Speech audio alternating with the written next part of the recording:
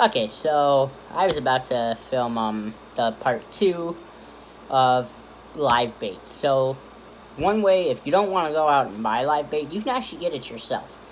So unfortunately, I'm not going to be able to do this video for a while, but I'm going to explain some ways to do it, and then once everything calms down, because we just got a whole bunch of rain, I'll show you how. So one way that's pretty much super simple is lifting up rocks and looking for worms. You can't really go wrong. If you want some worms, you can most likely go and do that, and you'll most likely find something. Pick up leaves, stuff like that. Now, for night crawlers, you can actually wet the soil around trees before dusk, and go out with a flashlight on a warmer night, and you'll most likely find some night crawlers. So, that's one way to get worms. Now, for things like shad, bluegills can actually be used as bait for like catfish. Flathead catfish love things like shad, other catfish, and bluegill. Now, a way you can catch bluegill are obviously you can use a rod and reel and catch small bluegill, but that can be time consuming. If you want to catch a lot of bait quickly, get a cast net.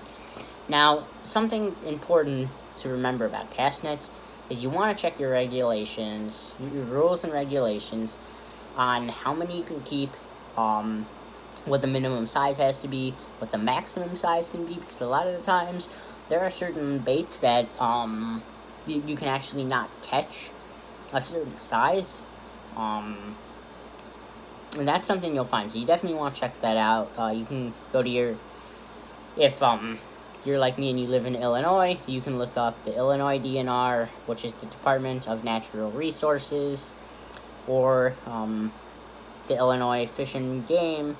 That's something to look up. Whatever state you're in, there's a decent chance they have regulations.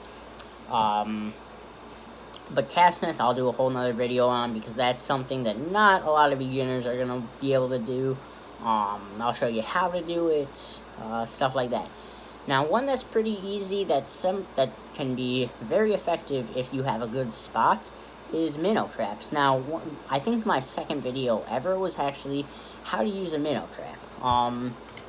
And I will make another video on that, or you can go back, that's up to you. But, I'm actually going to do a challenge once everything calms down on I can only use what I catch as bait. So if I only catch 5 minnows, I only can use those 5 minnows as bait. And my goal is going to be to catch the biggest fish I can catch.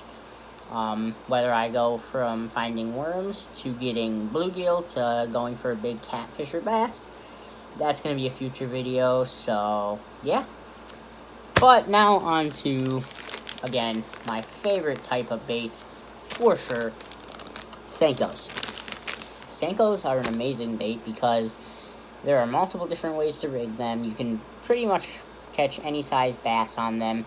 And actually, my biggest catfish, surprisingly, was caught on a Senko. I was out fishing one day, and I saw this big fish. And I thought, oh, it must be a bass. I was bass fishing. So all I had to hope was, I hope this thing bites a Senko. Well, all of a sudden, I wacky rigged this, which I'll go over rigging in another video, but I wacky rigged this fish, and all of a sudden, I set the hook, and I get a good view of this fish, because there's a little deeper water, so I couldn't really see what it looks like, and I'm like, that's not a bass, that's a catfish. And all of a sudden, I catch my biggest catfish ever on a Senko, so that's proof that Senkos will catch pretty much anything. So, thanks for watching. Please like, comment, subscribe, share. And I know this video did not go in depth, but I'm posting like 8 videos in one day. So, thanks for watching. Please like, comment, subscribe, share. Have a nice day.